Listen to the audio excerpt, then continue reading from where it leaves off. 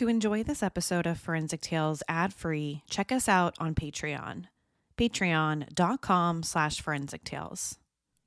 Forensic Tales discusses topics that some listeners may find disturbing. The contents of this episode may not be suitable for everyone. Listener discretion is advised. It was the afternoon of December 21st, 1988, in rural Ware County, Georgia. A road crew was working along Duncan Bridge Road when they discovered something unusual dumped in the brush, an old wooden television console. Curious, they pried it open. Inside was a black suitcase, and inside that suitcase, a duffel bag. When they unzipped it, the smell hit first. Then the sight no one was prepared for, the small body of a little girl wrapped and hidden away. She was tiny, just a child, with no shoes and no way to tell the world who she was. Investigators had no name, no missing child report to match her to, and no clear cause of death. Because she was discovered just days before Christmas, the community gave her a name, Christmas Doe. For decades, that was all anyone knew.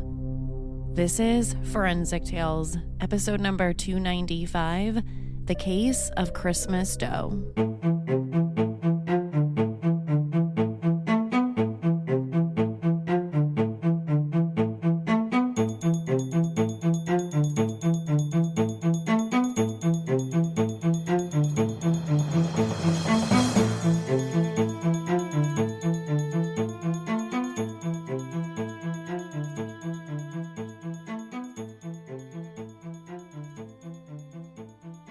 Ware County, Georgia, sits in the southeastern part of the state, just north of the Okefenokee Swamp.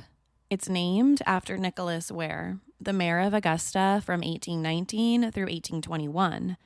It's a rural stretch of pine forest, farms, and two-lane roads that seem to cut straight through the endless woods, where trails and roads meet. The kind of place where everyone knows each other, and where the December air has that damp chill that settles into your bones.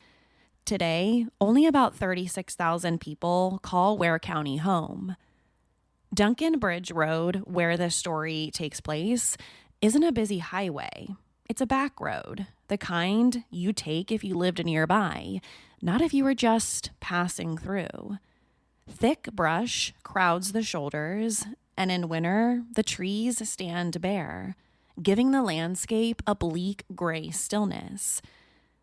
On the afternoon of December 21st, 1988, a country road crew was out working along this stretch when they noticed something odd dumped off the roadside. At first glance, it looked like trash, a bulky, discarded piece of furniture, an old wooden television cabinet, the kind families used to have back before flat screen TVs, heavy, out of place. The crew probably thought that someone just threw the TV console off the back of their truck. They didn't know what to do with it or how to throw it away, so they just dumped it. It probably wouldn't be the first time someone used this particular road to throw something away. But there was something about this particular item that caught this road crew's attention. Curious, they went to move it. The cabinet was strangely heavy, heavier than it should have been. When they forced it open, they found a black suitcase packed inside. It had been sealed shut with cement. And within that suitcase was a duffel bag. It was the kind of bag someone might bring to the gym. The men unzipped it, and what they saw would stay with them for the rest of their lives. Inside was the small body of a little girl, badly decomposed. She was clothed in a simple long-sleeve shirt and underwear, no shoes, no jewelry, nothing that could help explain who she was or how she ended up inside that bag, inside that suitcase, sealed shut with a layer of concrete. The crew immediately called law enforcement. They knew they were standing in the middle of a crime scene. So within minutes, Ware County deputies and Georgia Bureau of Investigation agents arrived on scene. When they got there, they were met with a crime scene none of them could have possibly anticipated. As Sheriff Carl James would later reflect, upon my arrival, I really wasn't prepared for what we were about to find. There was so much for investigators to take in. But one of the first things that stood out was just how much effort went into trying to conceal the little girl's body. Layer after layer, all packed inside an abandoned television console and left on a quiet country road. Whoever placed her there didn't want anyone to find her. And had this road crew not been paying attention or looking in that direction of Duncan Bridge Road, she might have stayed there for weeks or even months. At the morgue, the child was described as African American, about 3 to 4 years old, and around 2 feet 9 inches tall, weighing only about 30 pounds. But because of the level of decomposition, it was hard to say exactly how long she'd been dead. They estimated she'd been dead for several weeks, possibly up to 2 months. The girl's body was in really, really bad shape. And her cause of death? The medical examiner could only say one thing for certain. This was homicide by undetermined means. There were no gunshot wounds, no obvious stab wounds. But this little girl hadn't simply wandered into a suitcase and died. Someone had killed her, then gone to incredible lengths to hide what they had done. But even more challenging was this. Nobody knew who this girl was. No one with the sheriff's office recognized her. The GBI had no idea either. She was a total and complete Jane Doe to all of the investigators. So without any leads, she was given a name the community would remember her by, Christmas Doe.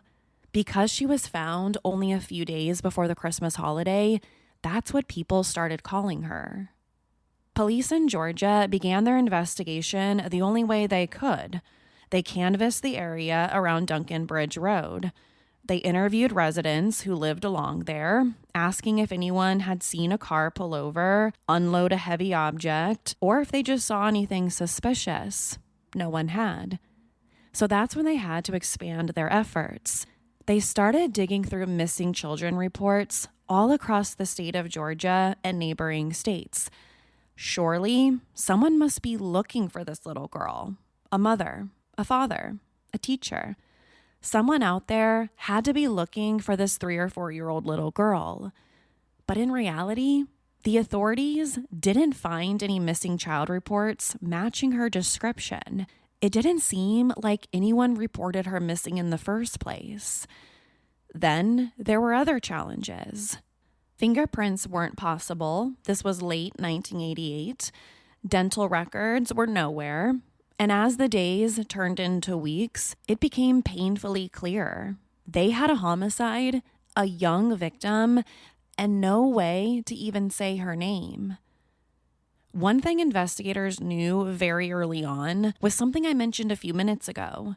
Someone went to great lengths to conceal this girl's body. That was a deliberate choice, a deliberate decision by someone. That someone likely being Christmas Doe's killer. First, her small body was placed inside of a duffel bag. That bag was then stuffed inside of a black suitcase. And that suitcase was sealed shut with concrete before being tucked inside of this abandoned wooden television cabinet. Then finally, the cabinet was dumped off this rural back road. This wasn't something a stranger would have been able to do quickly or easily. So that led to one of the first theories in the case. Investigators believed the killer had access to a private place where they could take their time, somewhere with cement, tools, and enough privacy to construct this makeshift coffin. It looked more like the actions of someone who was familiar with the child.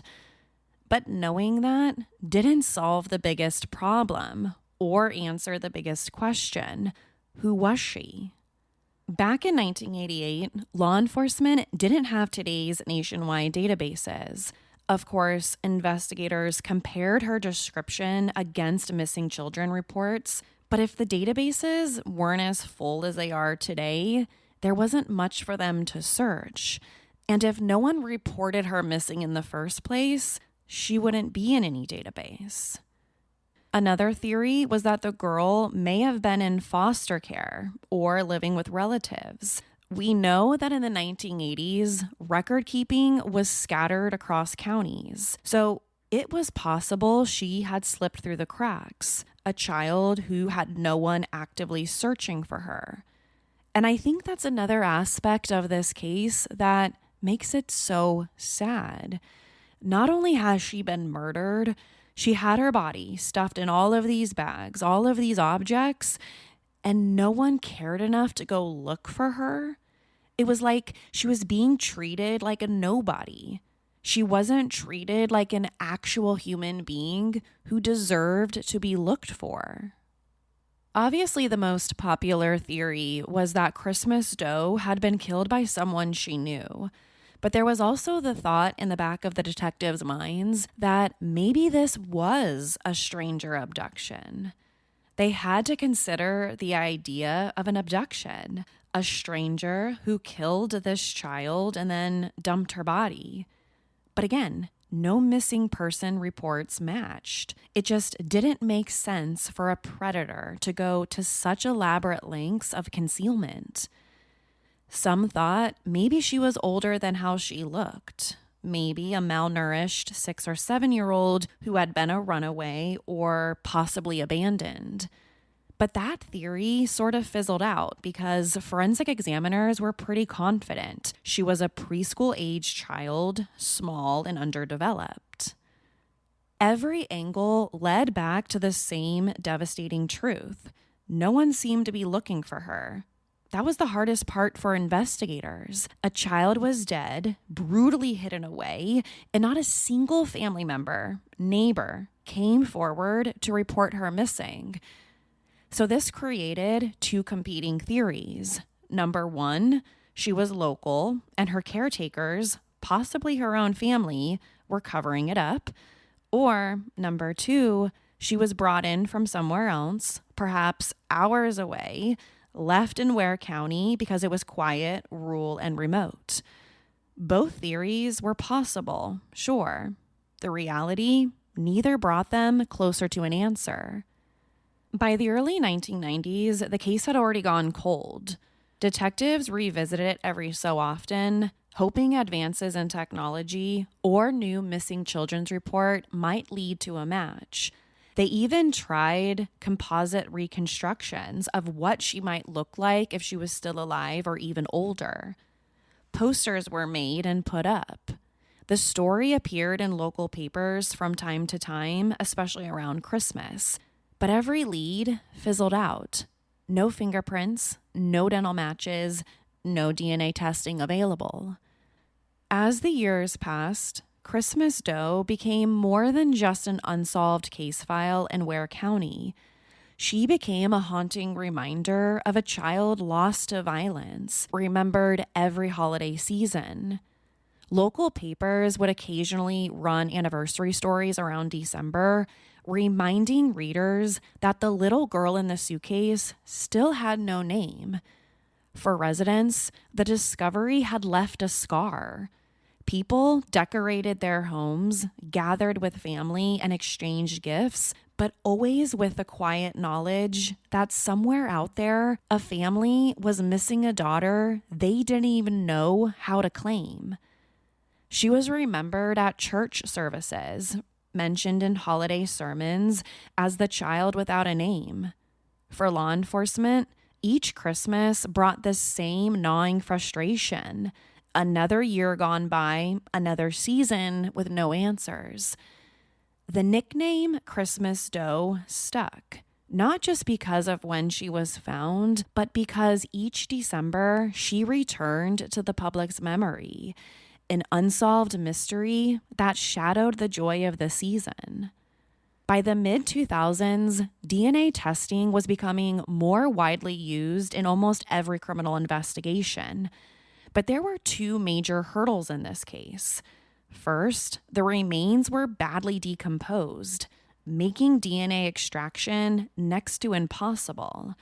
And second, even if investigators could obtain a viable DNA profile, there was no national DNA database for missing children's relatives to compare them against at the time.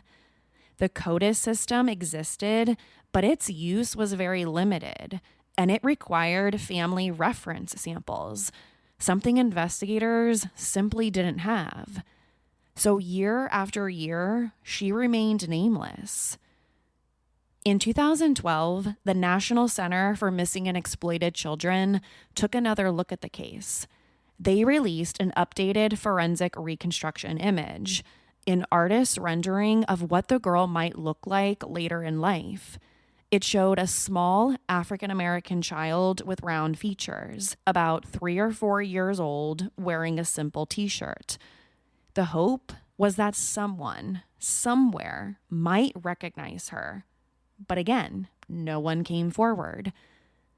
By this point, detectives began to accept a heartbreaking reality. If no one had reported this child missing back in 1988, maybe no one ever would. The very people who should have cared for her might be the same ones responsible for her death. That chilling possibility only deepened the frustration of investigators, but it also kept the case alive in their minds. It wasn't until the late 2010s that a true turning point finally came around. In 2019, the Georgia Bureau of Investigation partnered with Othram, a private lab specializing in advanced DNA recovery and forensic genealogy. Unlike earlier methods, Othram's technology could work with degraded, decades-old samples and still build a usable genetic profile.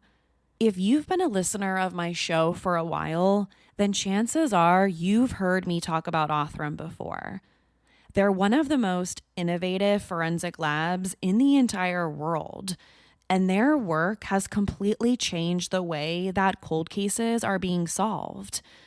But in case you're new to the show, Othram is based out of the Woodlands, Texas, and was founded by Dr. David Middleman and his wife, Kristen.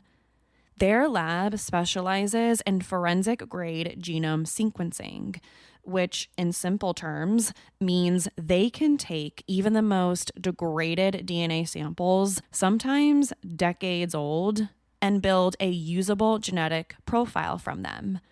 Profiles that other labs might dismiss as too damaged or too small to work with. And that's exactly what makes Othram so groundbreaking. Traditional DNA testing only compares one sample to another. But Othram's technology allows investigators to upload that profile into genealogy databases, build out family trees, and eventually trace a victim back to their relatives, or sometimes track a suspect forward through their decedents. They've been involved in solving dozens of cold cases, unidentified victims, long unsolved murders, and even cases where families never thought they'd get answers. I've had the chance to hear David and Kristen speak at CrimeCon in the past, and I'm excited to see them again in Denver. Every time I hear them, I'm blown away by how much passion they have for giving names back to the nameless. For them, this isn't just science. It's about restoring identities and helping families find closure. So when the GBI sent Christmas Doe's DNA to Othram in 2019, it was a huge moment. For the first time in over 3 decades, investigators finally had a fighting chance to figure out who she was. By 2019, the DNA from Christmas Doe had been shipped to Othram's lab in Texas. Scientists there carefully extracted what little genetic material was still recoverable after more than 3 decades. Even after being buried inside of multiple containers and layers of cement, they were able to build a forensic-grade DNA profile. With that profile, investigators could now start looking for relatives. The process isn't instant. Genealogists upload the DNA into public databases where users have voluntarily submitted their own genetic information. From there, they build family trees, tracing connections through distant cousins, great-grandparents, and shared ancestors. It can take months, even years, to narrow things down. But with every branch mapped, investigators got closer to an identity. At first, the tree building was slow. Leads were faint. The case lingered in the background while genealogists quietly worked. Then, in 2022, a turning point came from an unexpected place: the media. A local Georgia news station aired a segment marking yet another anniversary of the case. They showed the forensic reconstruction released by the National Center for Missing and Exploited Children, reminding its viewers that a little girl had been found in Ware County back in 1988 and still had no name. After the broadcast, a tip came in. A caller told investigators that the child in the reconstruction looked strikingly similar to someone they knew decades earlier, a little girl who had simply vanished with no clear explanation of where she went. Detectives passed the information to the GBI as well as Othram's genealogist. With the tip in hand, they refocused their work using the DNA family tree to zero in on much smaller circles of possible relatives. This wasn't just a random resemblance anymore. The science was lining up. Piece by piece, they connected the strands: cousins, aunts, grandparents, until finally the tree pointed to a young girl who had been born in Albany, Georgia in the early 1980s, a little girl named Kenyatta Kiki Odom. For investigators, after nearly 34 years, they finally had her name. GBI Special Agent in charge, Jason Seacrest, captured the emotional weight of this moment when he said, "Baby Jane Doe is no longer unnamed, is no longer unknown. The baby that was thrown out into a trash pile has been identified, and we're working to bring justice to her." End quote. Seacrest reminded us that breakthroughs often come down to persistence and community involvement. Quote, "Working an investigation is not magic. It does take the knowledge and dedication of the agents and investigators that work it, but sometimes we need a tip." End quote.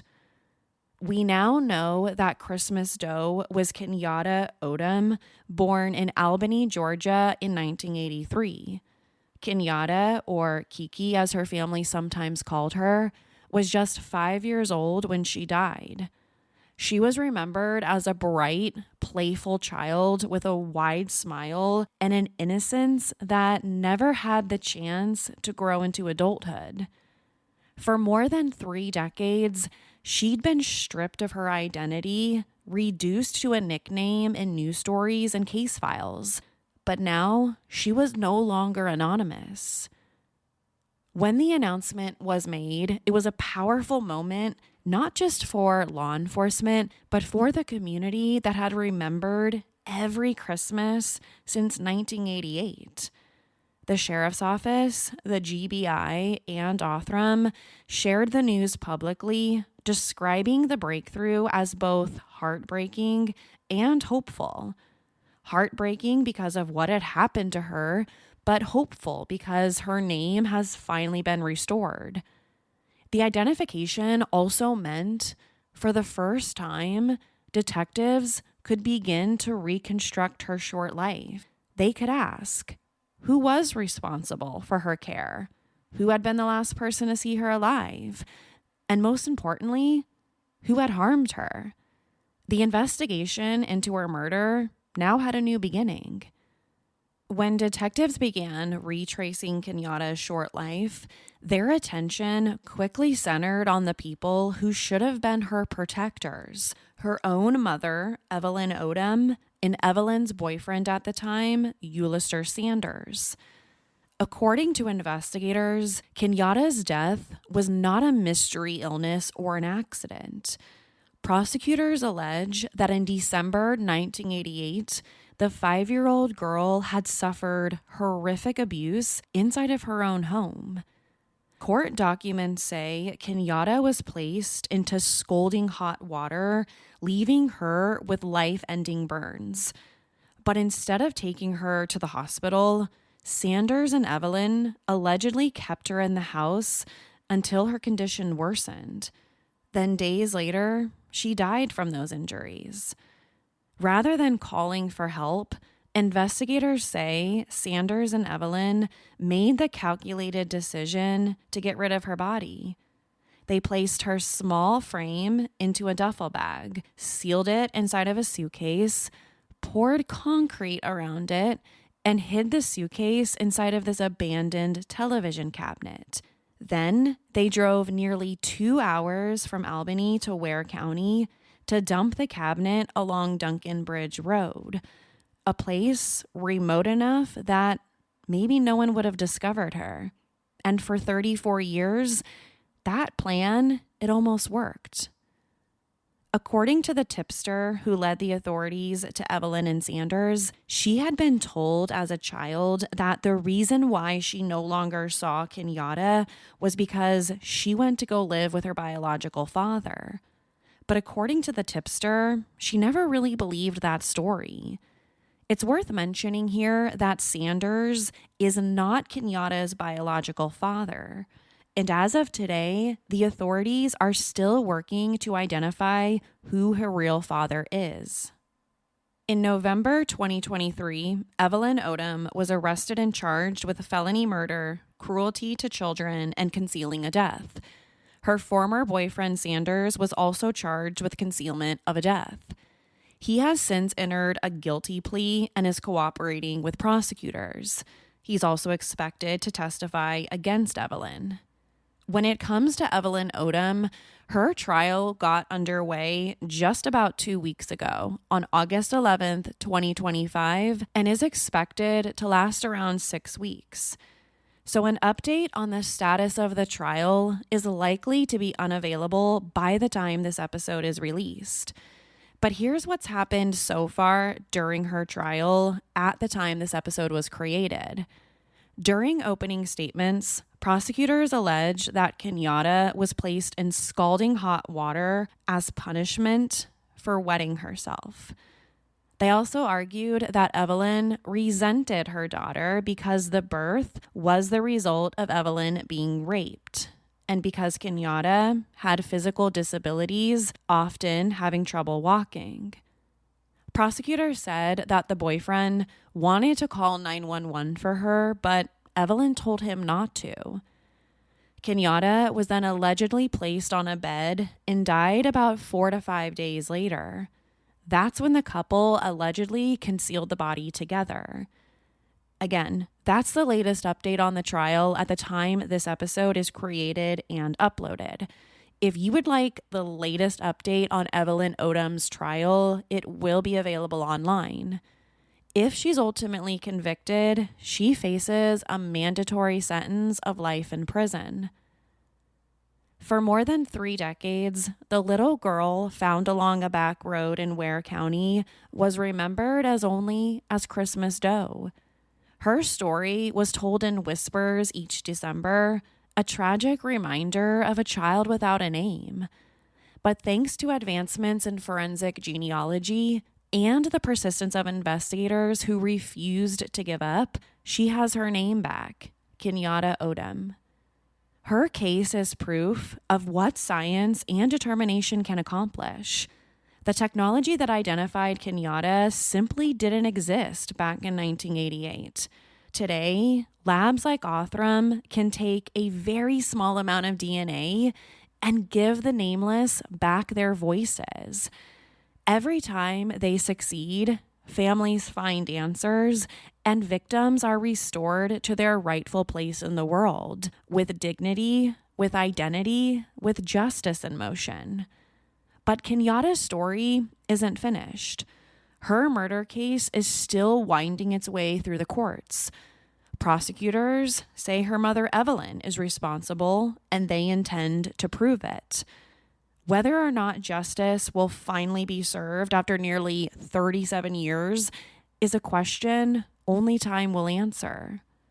What's certain is that Kenyatta will no longer be forgotten. She's not just Christmas Doe. She's not just a case number. She was a little girl, 5 years old, full of life, deserving of love and protection. To share your thoughts on this week's episode, follow us on Instagram and Facebook. If you want to hear my personal take on the case, sign up to become a patron at patreon.com/forensictales. After each episode, I release a bonus episode where I share my personal thoughts on the case in more detail. Don't forget to subscribe to Forensic Tales so you never miss an episode. We release a new episode every Monday. If you love the show, please consider leaving us a positive review. It helps the show grow. You can also support the show through Patreon. Huge shout out and thank you to this week's newest Patreon supporter, Lily B. Thank you for joining me this week. Be sure to tune in next week for a new case. Until then, remember, not all stories have happy endings. Forensic Tales is a Rockefeller audio production. The show is written and produced by me, Courtney Fretwell. If you'd like to help create compelling new cases, fund research, and assist with production and editing costs, you can support the show with a small monthly contribution. In return, you'll be one of the first to listen to new ad-free episodes and gain access to exclusive content. To learn more, visit patreon.com/forensictales. Forensic Tales is made possible by our Patreon producers, Tony A., Christine B., Sherry A., Michael D., Nicola, Megan G., Ureli, Jerry, Ann F., Carol A., Shannon D., Marianne C., Lois B., Lynn H., Ashley H., Danielle D., Chrissy D., Brett R., Luz Raquel, and Christine K. If you'd like to become a producer of the show, head over to our Patreon page or email me at courtney@forensictales.com. For a complete list of sources used in this episode, please visit forensictales.com. Thank you for listening. I'll see you next week. Until then, remember, not all stories have happy endings.